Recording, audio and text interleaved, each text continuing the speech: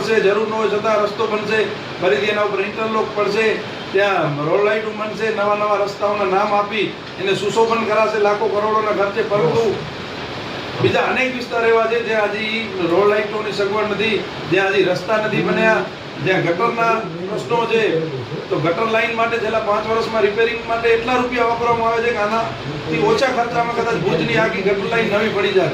હવે 25 વર્ષ પહેલા જે વસ્તી હતી એને ધ્યાને લઈને જે ગટરની લાઈન નાખવામાં આવી છે, આજે વસ્તી વધી ગઈ પરંતુ એનામાં કોઈ ફેરફાર ન થવાના લીધે દર મહિને લગભગ ગટરો ઝલકાવાના પ્રશ્નો હોય છે. આગળ ગટરની મુખ્ય લાઈન બેસી જાય તો નીચાણવાળા વિસ્તારોમાં પાણી ભરાય. ગટરનો પ્રશ્ન કોઈ એક વિસ્તાર પૂરતો નથી. આખા ભુજમાં તમે બેન્કર્સ કોલોનીમાં જાઓ, લાખ રૂપિયા વારનો ભાવ છે, પરંતુ તમે પગે અંદર પ્રવેશી ન શકો એવી પરિસ્થિતિઓ છે. ગટરના પાણી ત્યાં બેન્કર્સ કોલોનીના ગેટ ઉપર જ ભરેલા હોય છે.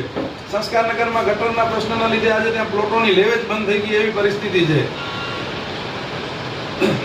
નગરપાલિકામાં આજની તારીખે કોઈ કાયમી કર્મચારી નથી. આ જે સેટઅપ છે એ 1963 નું મંજૂર થયેલું છે.